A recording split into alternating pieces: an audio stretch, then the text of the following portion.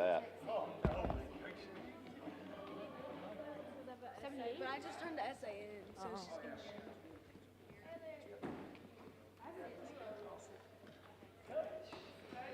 Just gonna run away? Well, you did.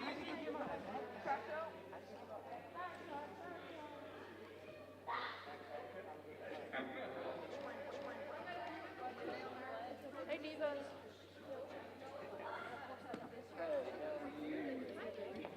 How are you doing?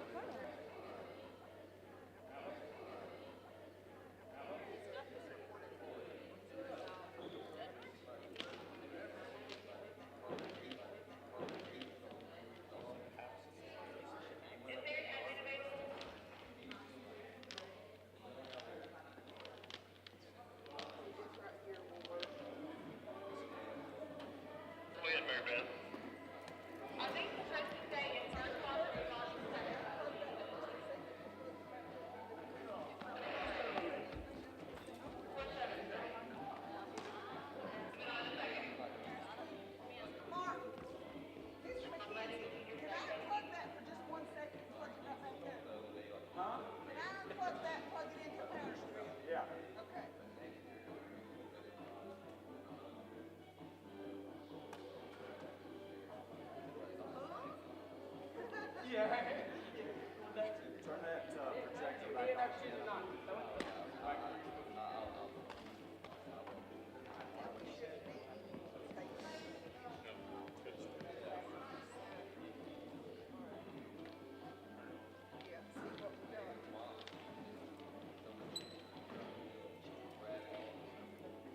Radio, Bluetooth, Bluetooth, waiting for pairing.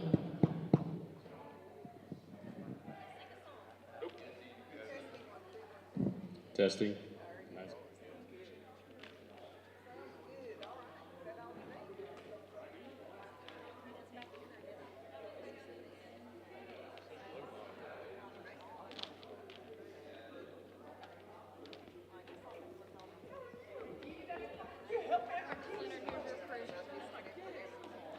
Hey, Martin, I need to turn this on, right? It's on. It's his laptop. Hey, Doug. Doug.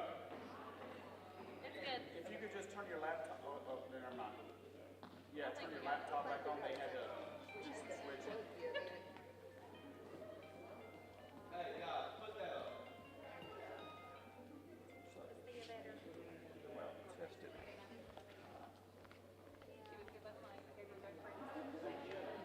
Test the microphone. We did. No, so I can hear.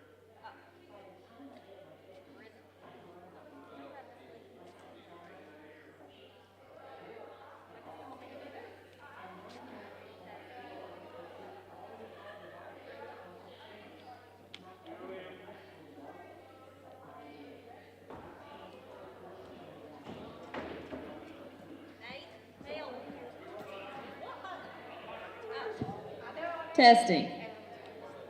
Mr. McKenzie.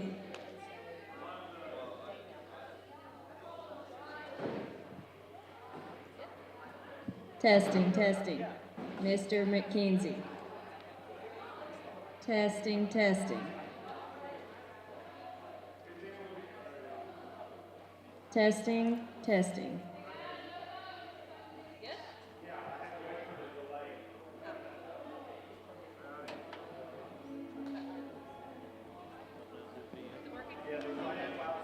Hey, there you are. They didn't think you were here.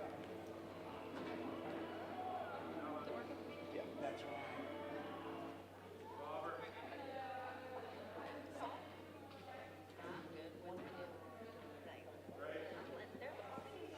Everybody? Send this out. Okay.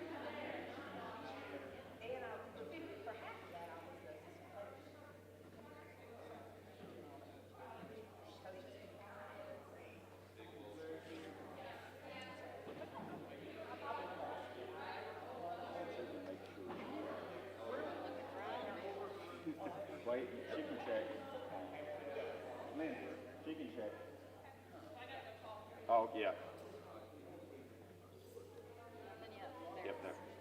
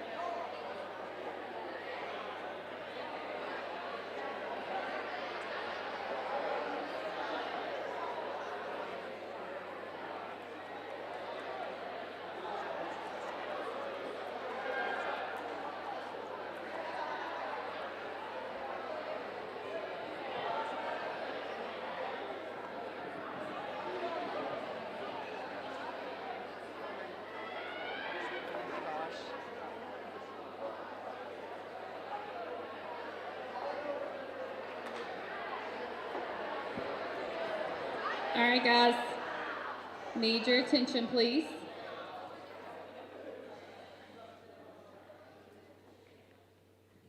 All right, I need you to be on your best behavior. This is something special. We don't do this very often, so we want to be able to do more things like this.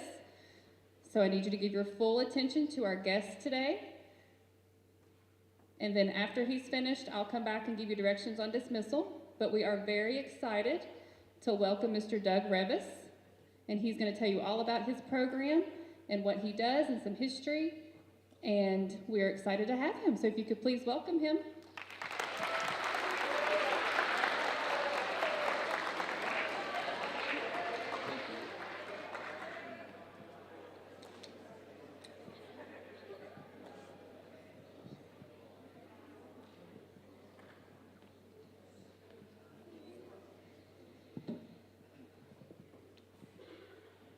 Can you all hear me if I talk without this? Okay, I'll try. Just, if I'm not loud enough, just raise your hand, I'll pick it back up. So I'm going to just lay this off to the side for right now, if that's okay.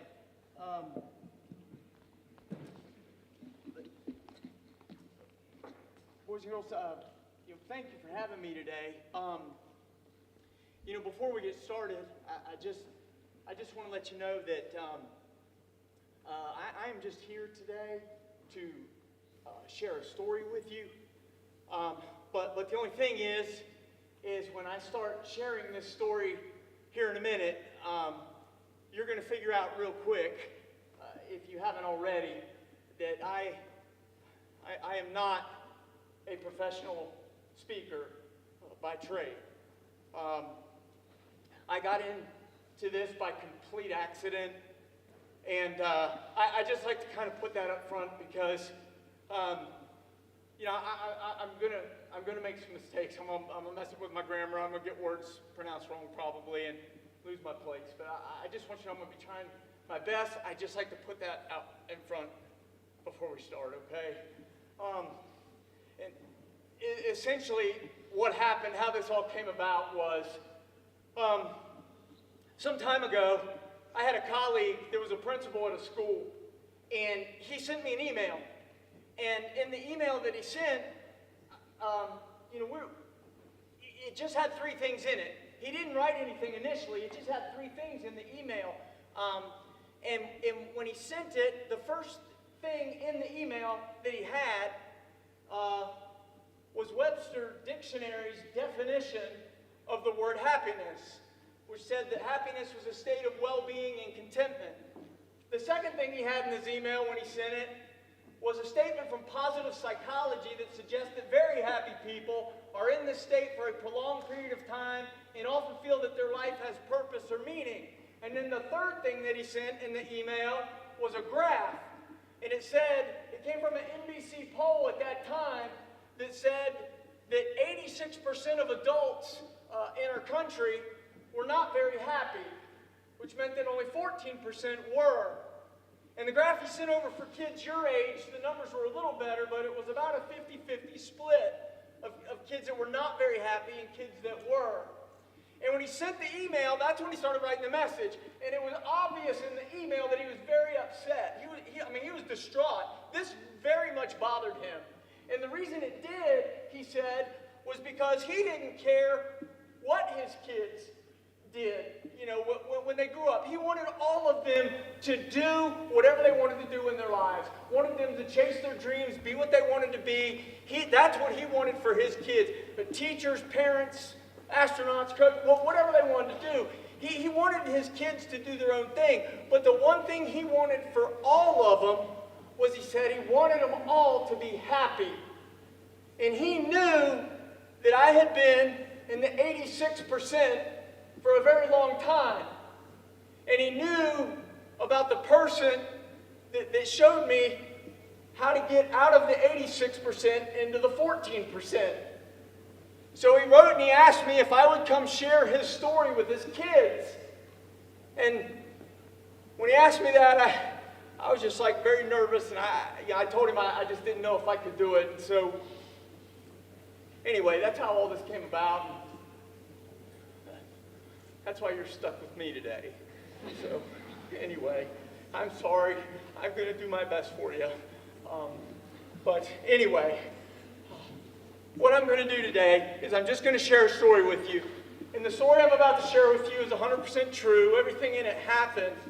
And it's going to be about a person who ended up showing me and a handful of others how to get out of that 86% and get into the 14%. And the reason I'd like to share it with you is because if you're someone who is in that 86%, or for your age group, the 50% that's not very happy, I hope maybe there might be something in this story that might help you in some way start to move maybe more towards that 14%. And if you are someone who's already in that 14%, or the 50% of kids your age that are very happy, I hope there might possibly be something in this story that might help encourage you to reach a helping hand out to some of the others, maybe try to help get them to the other side if you might be willing. So if I could, I would like to share the story with you today about my little brother, whose name was Chris. And when I start sharing Chris here with you in just a second, you're probably going to wonder, when you see Chris and how we start explaining everything, you're probably going to wonder what in the world, how in the world did he have anything to do with happiness, and what would he know about it? But I hope maybe by the time that we're done, this might make a little bit more sense. So if I could, I'd like to share with you the story about my little brother, whose name was Chris. And my little brother Chris was born a very long time ago. And you see, when Chris was born and he came into the world, Chris was very, very different. Because you see, when Chris was born, you can't really tell it so much in this picture, but when Chris was born, there was a little tiny piece of his brain stem that did not develop. It just didn't show up. It was just how he came into the world. And so when Chris was little, I mean, you really couldn't tell at all. As a matter of fact, as we all started growing up, he was just like any other little kid. You know, that's me, and that's my little brother Mike, and that's my little brother, that's Chris. So when Chris was little, he was just like any other little kid. But see, what started happening was, as we started to grow older, and the piece of the brainstem that was missing on Chris, because of that, Chris mentally never left that time in his life. Chris was like a one-year-old child his whole life. So even as he grew up physically, mentally, that's all he was capable of. So when Chris grew up, you can tell he was very, very different. And Chris was never able to walk, talk, change himself, or feed himself. And my mom and my dad actually did those things for Chris because they just loved him so much, you know. And so as Chris started growing up and he became your age, he ended up spending a lot of time in the hospital at times because of his condition and situation. And Mom would be there with him the whole time. But anyway, when he finally got out and come home, she would have the sign up ready for him, and we'd have a party and everything like that. So as you can see, Chris grew up very, very different from the way you and I grew up. However, I would like you to know, though, that even though Chris had all that going against him, and he grew up very different from you and I, there were two things in this world that little guy loved more than anything else in the world.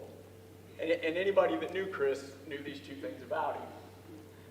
And that first thing that Chris loved more than anything else in the world was he loved to eat. I mean, he just did. Breakfast, lunch, dinner, didn't matter what we're having. He was all about it. He was all in on that, right? But I think Chris's favorite time of the day, if you had to say, was probably in the evening with Dad after dinner at popsicle time. Dad would break off and share his popsicles with Chris because, you see, Chris, he was fed just like any baby would, really. You know, we have to use he didn't know how to use utensils and things like that, so spoon feed or you know, I had to do that for him. But Dad would break off his popsicles and share, and those two went to I don't know how many orange popsicles, especially over the years. Either that or the other thing Chris loved was birthday cake. I mean, because, and it was kind of a different situation because, you know, at his birthday, Mom kind of changed the rules up. Chris didn't know how to use utensils, but he could use his hands. So at his birthday, Mom would cover him up, set the chocolate cake out in front of him, and just cut him loose. And it'd usually start very, very cautiously, and he'd take the handful and take a bite, and then it was just like, boom, gone. And he was all over it, and every year, all the way through his whole life, that was a big day, right? So Chris loved that kind of thing, But even though Chris loved that kind of thing, I would like you to know that wasn't what defined who he was. Because you see, it was that second thing that Chris loved to do more than anything else in the world that really defined who he was. And anybody that knew Chris knew this thing about him. And that second thing that Chris loved to do more than anything else in the world was, if you were to come over to our house, into our living room and sit on our couch, Chris was going to find a way from wherever he was in the house to crawl across the floor. Because he couldn't walk, but he could crawl. He was slow, but he could do it. And he'd get over to the couch, and he was strong enough to pull himself up onto the couch. And he pulled himself up onto the couch, and he'd start scooting over a little closer to you. And then a little closer, and a little closer. And finally, his ultimate goal was to snuggle. Just snuggle. This is who Chris was. This is what he did, and this is just how he rolled. And boys, girls, I mean to tell you, it didn't matter who you were. If you sat on that couch, he was going to find you. And you're going to get snuggled on. I mean, it didn't matter. Like when I was your age and I had friends come over to the house, my friends would come over, it didn't matter to Chris who they were. He didn't care where they were from, what color they were, where they were from, what they thought, what they believed, what they looked like, what they wore, nothing. He didn't care at all. He had no qualifiers. If you showed up, he showed up. That was about how it was, And I mean, it didn't matter. It didn't matter if you were a little old man like Uncle Sam or you're a brand new baby, like our son David when he came into the world. It didn't matter to Chris if you were an expectant mother, a teenager, a parent, or if you yourself had special needs. From the time he was little until he got old, this is what he did every single day. And, it was really odd about Chris. The thing about him was, it was almost as if you were sitting on the couch, you needed a friend. And he was willing to be that. But as I started growing on, I grew up with Chris, of course, and all this is going on, watching him his whole life. But when I got to be your age, something started to change a little bit inside. You see, what started happening to me on the inside was I started to get a little bit confused by Chris. Actually, when I got to be your age, it started to grow, and I got very confused. Because you see, the thing that confused me so much about him was he was always happy. Laughing, grinning, smiling, even if he's in the hospital. He was just always happy. He was just a happy soul. And the reason that confused me was because he had nothing. Nothing. I mean, he couldn't walk, couldn't talk, nothing. And he was always happy. When I got into middle school, I had everything. I could walk, talk, play ball, hang out with friends, all that stuff. I had everything. And when I got into middle school, I started becoming very unhappy. And that just flat out confused me. I didn't understand. That didn't add up. How can he not have anything and be happy? I have everything and I'm not. That made no sense to me. And I remember the day in middle school, the first day, the unhappiness started to set in for me. I don't know how many of you do this, but where we lived was in a neighborhood, bunch of kids, and we went to the bus stop to pick up the bus in the morning, okay? And we had a big neighborhood. There's a lot of kids. We go to the bus stop one morning, and there's a bunch of boys. We're all the same age and in the same grade. And we're there at the bus stop, and while we were there, one of the girls in our class, Karen, came walking up from her part of the neighborhood. Now, where Karen lived was different from where we lived, but we all came to the same bus stop. And when Karen started walking up, Karen was just a little different. She wasn't different like Chris. She was just a little different from everybody else in that she looked different a little, she talked different, she dressed different, she acted different. She wasn't good at sports like most of the boys were. She was just different. So when she started walking up to the bus stop that day, the group of boys started making fun of her. Some of them laughed at her because of what she looked like. Some called her names for what she was wearing. Some talked about how she said things. Some talked about what she wasn't capable of. They just started picking things apart and going after her. And when they did, I'm embarrassed to tell you that I joined right in with them. And when I got home from school that afternoon, and I went into the house and my friends weren't around, I started to become very at unease. I was becoming uneasy, unhappy. And the reason was because I knew that doing that to her was wrong. I knew it because I could see it. And because I'd had kids tease me and I didn't like it, I had kids tease my little brother Chris and I didn't like that. But yet I jumped in and did it to her. Why? Why would I do that? And that really bothered me. I started to get a little, because I could tell it hurt her. So the next day at school comes, head to the bus stop, get there, and the guys are hanging out. Here comes Karen, and here they're going to start on her again. And by this time, you could immediately tell this is going to become a thing. This is going to become an everyday thing. She starts walking up. They start laying into her, just really ripping her up. I mean, it was really, really harsh. And I joined in with them again. And I started casting my insults as well. And at one point during that time, Karen actually looked up to us and said, please stop. And we did. When I went home from school that day, I was really struggling. I knew that I was messing up. I knew it was wrong. I knew I shouldn't do it. I knew it hurt her. I could see it. But I joined in anyway. Why? And then I immediately had my answer because I knew exactly why. The reason I did it was because everybody else was. And I wanted the group to like me. I wanted to be a part of it. I didn't want to be left out. Even worse, if I didn't join in with them, what if they started teasing me? So in order to protect myself and get what I want, I tore into somebody else because I wanted to fit in. It was almost like I had a voice inside telling me, this is wrong, don't do it, but I was ignoring that so I could listen to the voices outside telling me to do something that was wrong.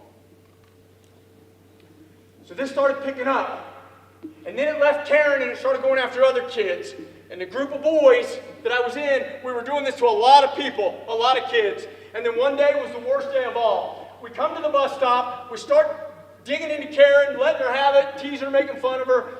We get on the bus, we sit down, everybody sits down. The bus pulls off and goes to the next bus stop. When we get to the next bus stop, that group of kids gets on the bus. When that group of kids gets on the bus, they don't know what we're doing as much, right? So they start sitting down. One of the kids sat next to Karen. And the minute they did, we started laying into that kid for sitting with her and making friends with her.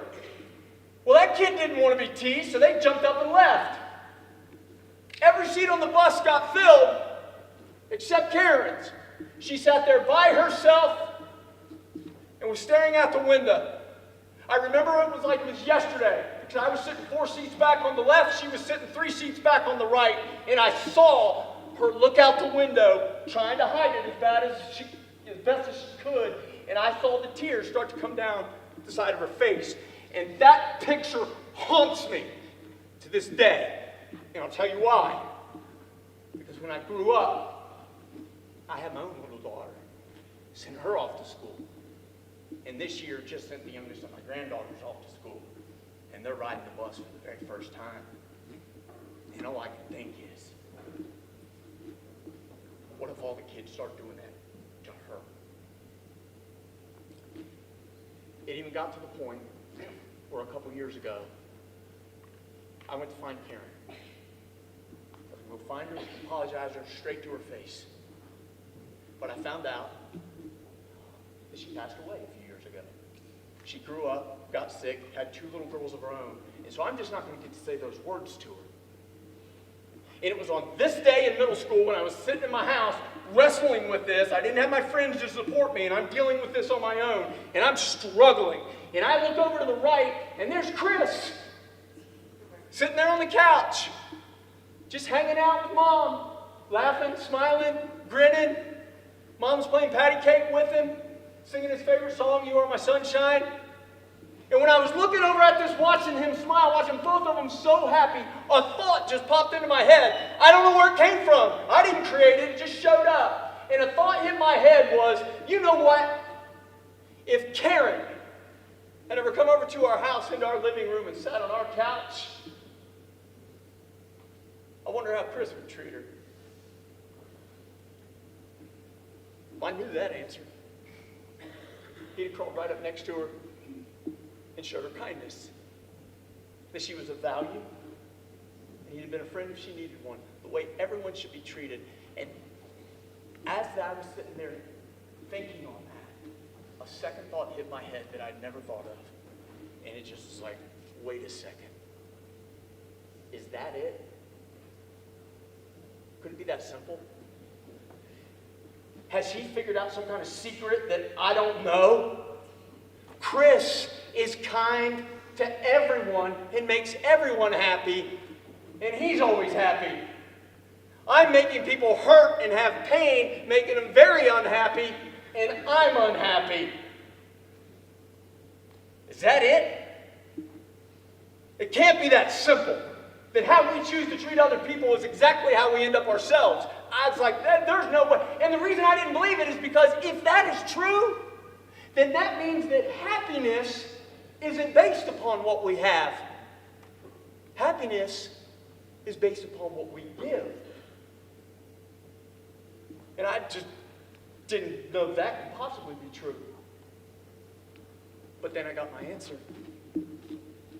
My family moved to Carroll County, Virginia, right before 10th grade. Went to the high school, started making some new friends.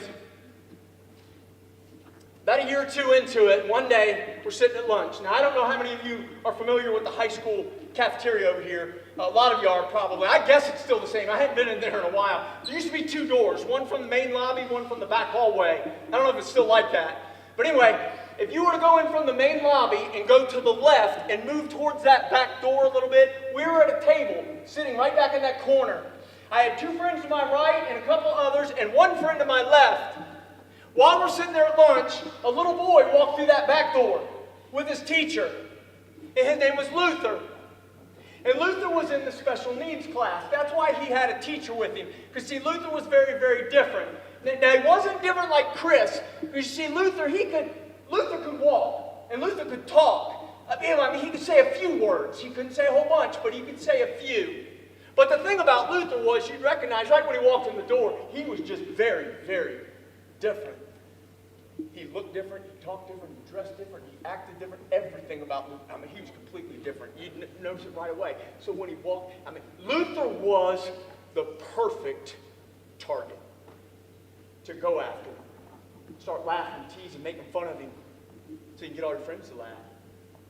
And when he walked through the cafeteria door that day, 2 buddies to my right started in on him. They made fun of different things, how he looked, how he talked, how he walked, everything. And as they were doing it, I could see that it was going to come to be my turn.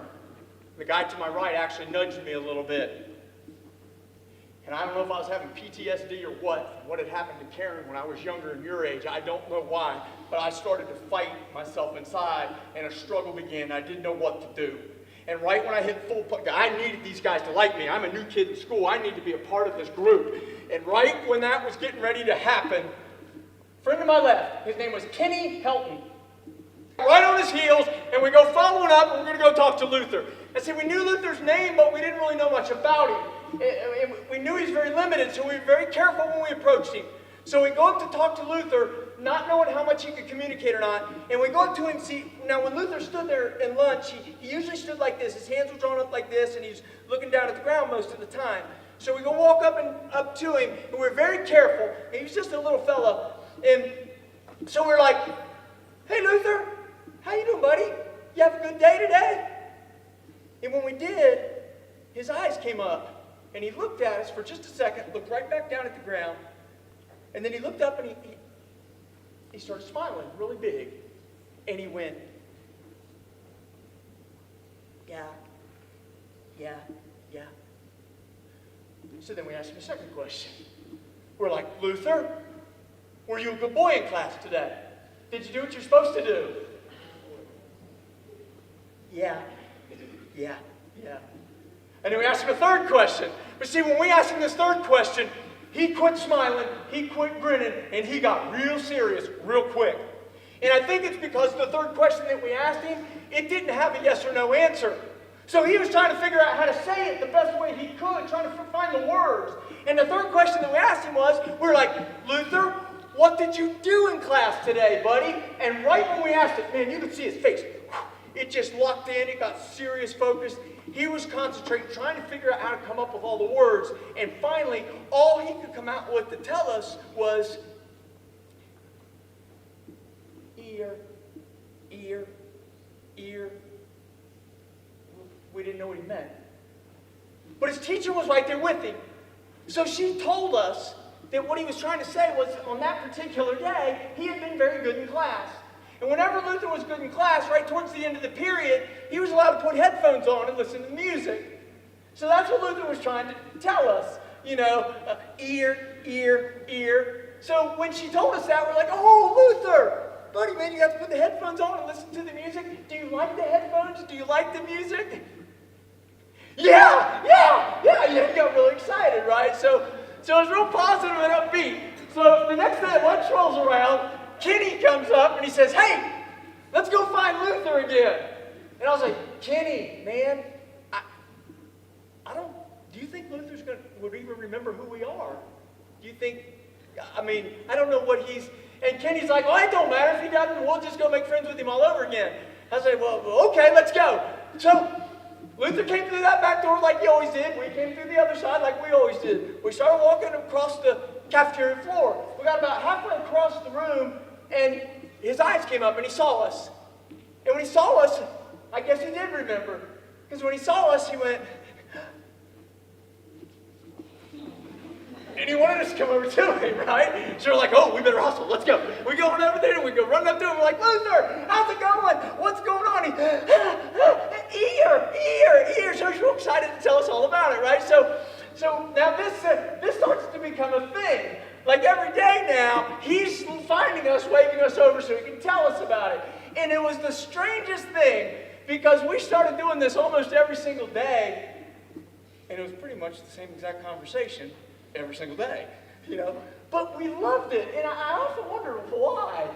Why did we like it so much? It was just the same thing. And I think some of you in here, you know exactly why. Because I don't know how many of you in here are lucky enough to have someone in your life who, whenever you're around them, and then you leave from them, you always leave happier. That's Luther. That's the guy he is. You're around Luther, he's happy, he's upbeat, he's picking things up, he is smiling and grinning and laughing. He just made the day better. So here's this kid that we thought maybe we'll go give him our presents one day and let him see who we are. And he ended up teaching us how to be happy. It was really strange and odd. So as the year went on, Luther tried to tell us a bunch of stories, but the one about the music was our favorite because you see, boys and girls, that's when one day at lunch, we accidentally found out there was one singer in the world he loved more than any other singer in the world. I'm assuming it's all they had in this class. I don't know. But now, this was a very long time ago, so I don't think there's any chance any of you kids are going to know this singer's name. But I bet some of your teachers do. Luther loved a singer. His name was Kenny Rogers. You heard of him? Okay. Well, if you know Kenny Rogers, way back in that day, he used to sing a bunch of songs. but there's this one song that he sang that was called Lady. That's Luther's favorite. That's his favorite song in the world. And the way we found out was by complete accident. We didn't know this, but one day at lunch it showed up. We don't know why. Everything started normal, and then the conversation just took a turn in a direction it had never gone. Who knows why? Luther came in. Hey, Luther, how you doing, buddy? You have a good day today? Yeah. Luther, were you a good boy in class today? Yeah. Luther, what'd you do in class today, buddy? Well, for whatever reason, on that particular day, he got extra worked up, excited, and he starts going, ear,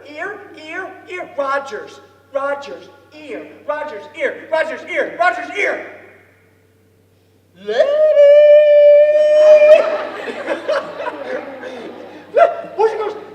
He broke out singing the song Lady right in the middle of the Carroll County High School cafeteria.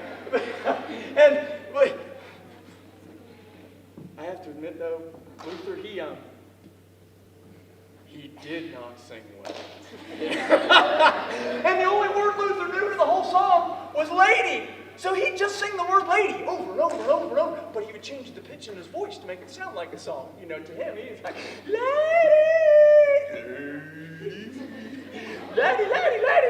We're like, what is he doing? And then one of our buddies figured it out, and they called him on it. They're like, Luther, are you trying to be Kenny Rogers? Are you trying to be Kenny Rogers and sing that song Lady by Kenny Rogers? Is that what's going on here? Yeah. We're like, Luther, no, let Kenny Rogers sing his own song. Well, that made him go louder, you know. Now he's singing, trying to get us to laugh. We're making him laugh. But here's the difference. You see, we weren't laughing at him. We were laughing with him. He's making us laugh. We're making him laugh. We're on this together. It was real fun and positive. So after that day, it got to the point where some days at lunch, we would go through the cafeteria line and help him get his tray. And he'd come back, and he'd sit at the table with all the guys. And, maybe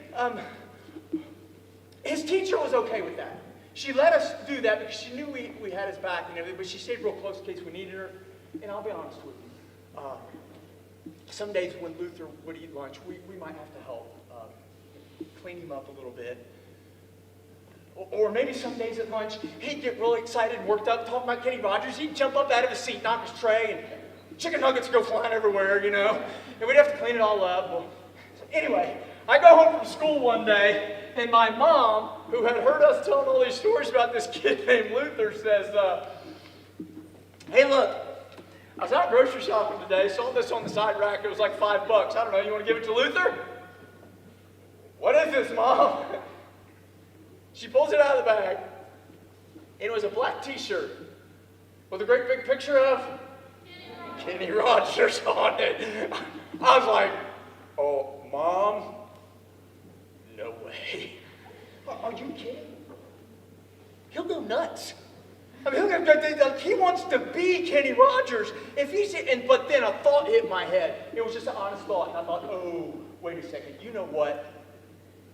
I don't know if Luther were to look at the picture on that shirt. I do not know if he is going to know that that is Kenny Rogers. I know he knows the music when he hears it. I don't know if he's going to know the face if he sees it. But he might. Hey, thanks, Mom. Grab the shirt. Head to school the next day. It's early morning bus duty. We're out in the front lobby. I'm running around looking for Kenny Helton, all the guys from lunch. I'm like, guys, man, you're not going to believe what Mom found for Luther. They're like, what is it? You know, I pulled the shirt out there like, that is awesome.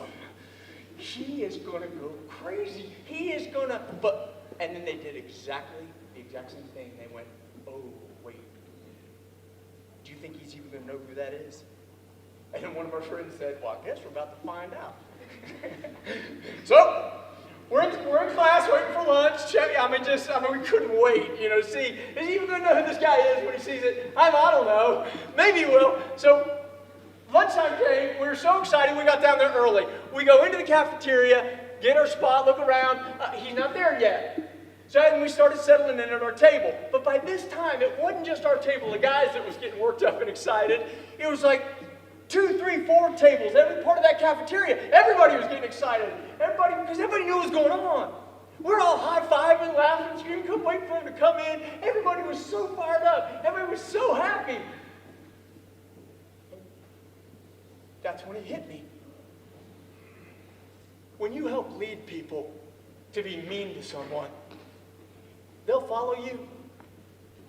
But if you help lead people to be kind to someone, lots of times they'll also follow you. I think it's a matter of how each one of us chooses to lead and who it is we choose to follow. So anyway, we had the shirt. It wasn't wrapped up. It wasn't in a package. It wasn't in a present. We just had it. So I asked my buddies, I was like, guys, man, how do we give this thing to him? They said, I don't know, just hand it to him. I said, okay, but I didn't hide it behind my back. Luther came through the cafeteria door. Hey, Luther, how you doing, buddy? You have a good day today? Yeah. Luther, were you a good boy in class today? Yeah. Luther, we have a present for you today, buddy. Yeah. We pulled the shirt out. Luther looked. Luther goes nuts.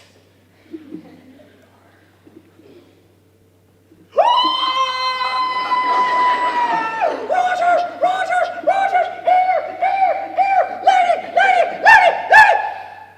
lady.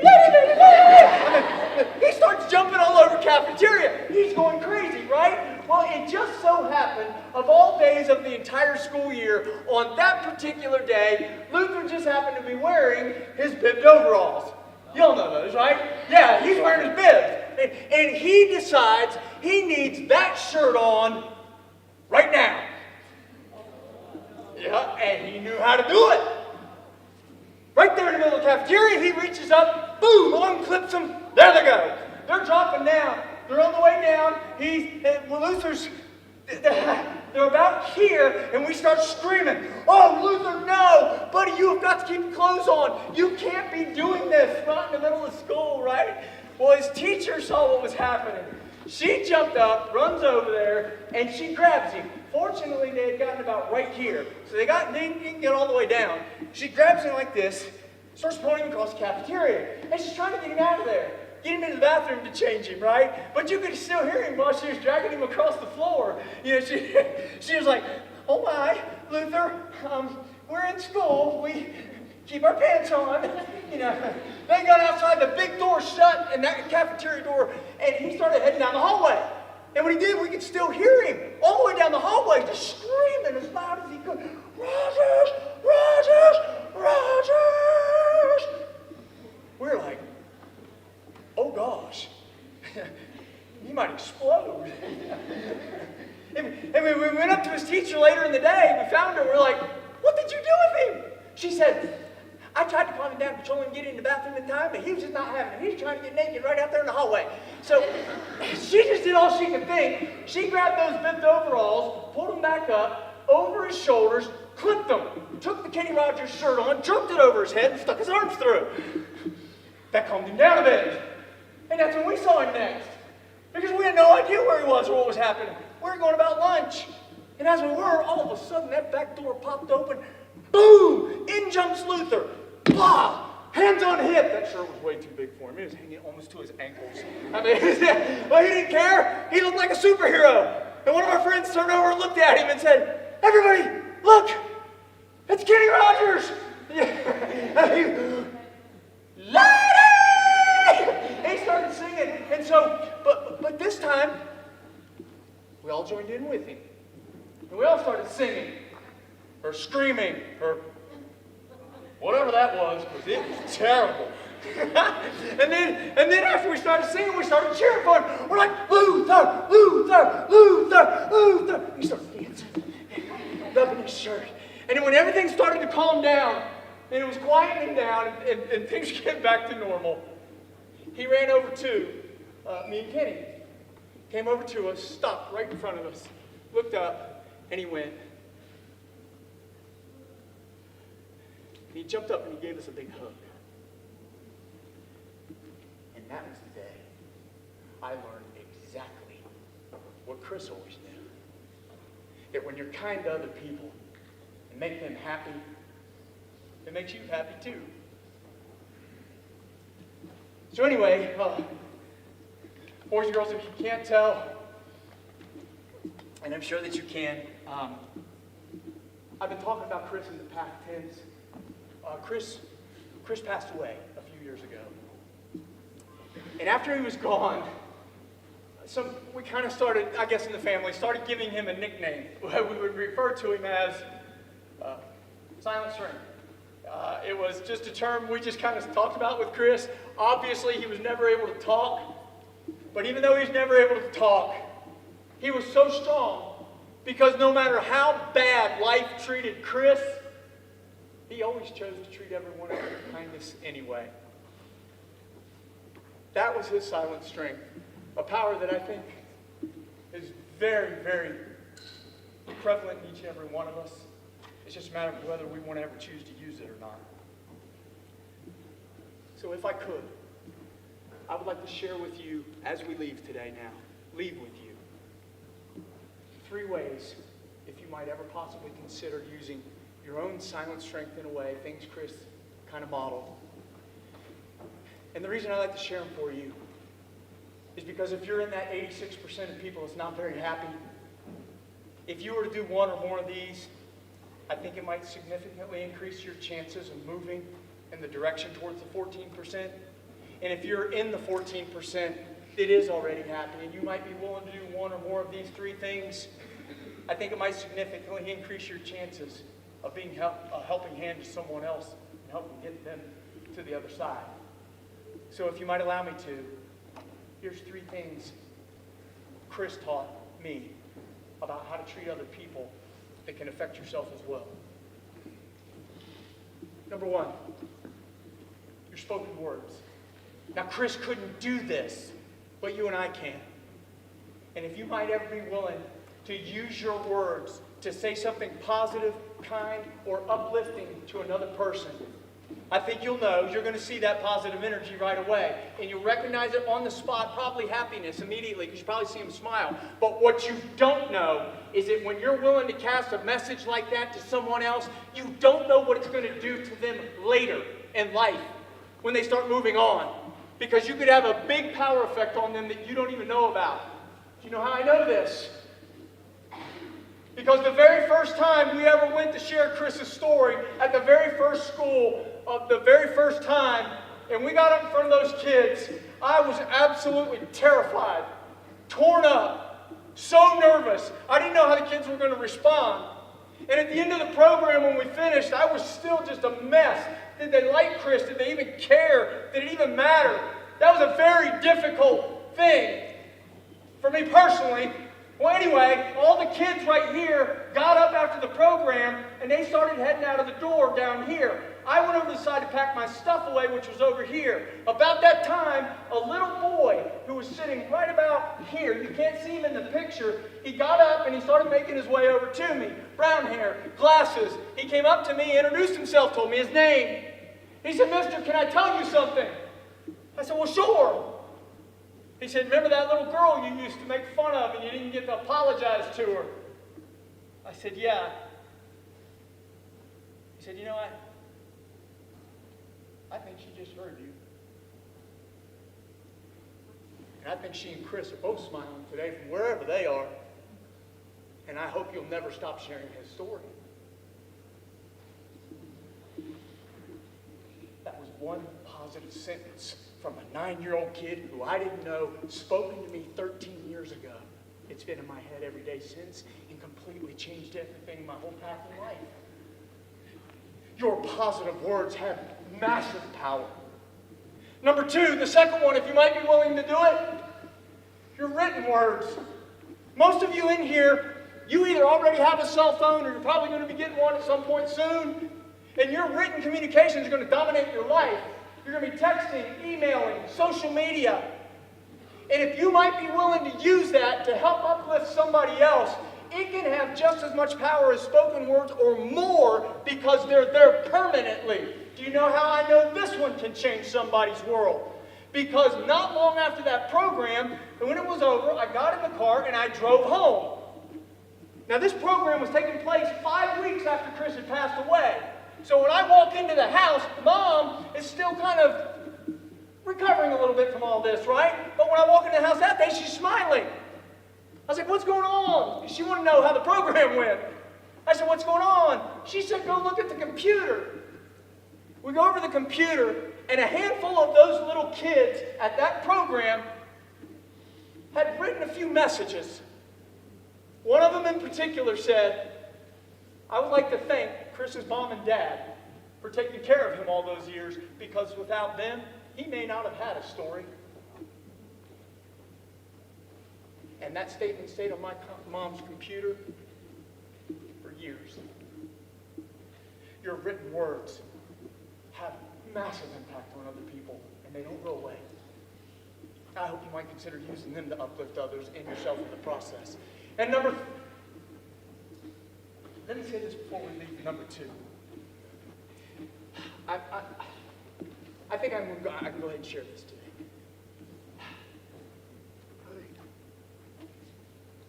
Miss Atkins, is she here? There she is.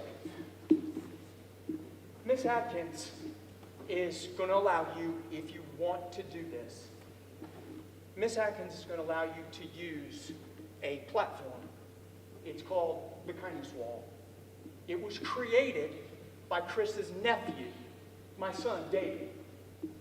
The intent of the platform was created because of those little kids that wrote that message to my mom.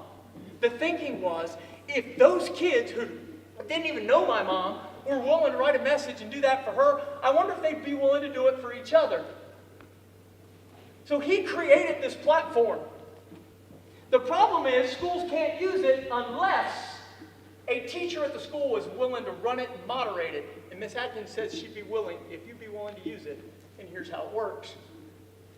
She's going to give you a page that can be accessed on your Chromebook, phone, device, anything from home. And on that page, you can go in and you can write a positive, uplifting, encouraging message of any kind about anyone in the school, anytime you want. If you do it, it actually will be registered to your email, so she'll know who it's coming from, but you don't have to leave your name in the message if you don't want to for anybody else to see. When it shows up to her, she has a button. If the message is positive, and she'd like it to be seen by everyone, she'll click the button. If she clicks the button, your message would then go live. It might be a message about a teacher. It might be a message about students. Whoops. It might be a message about anyone.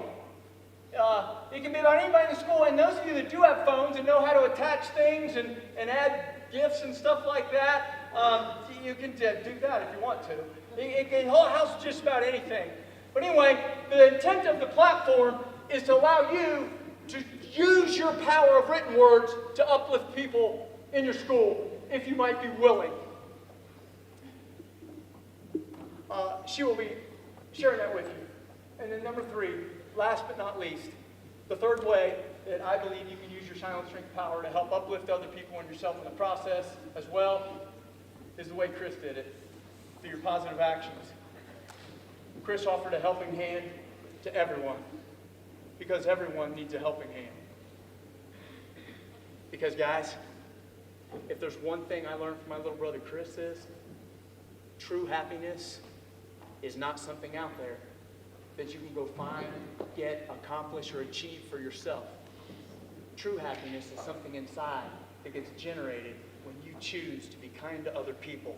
Because if you do that, both parties receive great benefit from it, and I believe it significantly increases the chances of both parties climbing back into that 14%. So I hope you might consider some of those if you're in that position. Okay? All right, so here's what we're going to do. Miss Evans is going to come up in just a second and is going to dismiss you. When you leave on the way out, if you would like, please don't feel obligated, but if you might like, we do have silent string wristbands for anybody that might like one. They're just free to you. You obviously don't need a wristband to be kind to people, but it's going to be there for you if you like one to wear, have in your locker, take home, throw in the trash, whatever you want to do. It's yours if you want it. So that's that. And last but not least, I need to say this. I don't get to say this anywhere else. Thank you for being an incredible audience today. My son and my daughter went to this school. Like I said, I moved here just after this age group, so I didn't get to go to this school. But this place means very much to me and my family. My granddaughters will probably be coming here eventually. But I want to say thank you. Do you remember I was telling you about how nervous I got before that first program? That's every time. I get torn up, I don't sleep the night before, I can't eat, I'm going to throw up before I walk in the room. It's terrifying. And the reason it is because we have no clue how the kids are going to treat us. You kids were flat out awesome today. You didn't just make me feel welcome, you made me feel like Chris was welcome, which wasn't always the case when he was here. So thank you very much for letting me share his story with you. And if you wouldn't mind, help me give your teachers a round of applause for letting us take some time.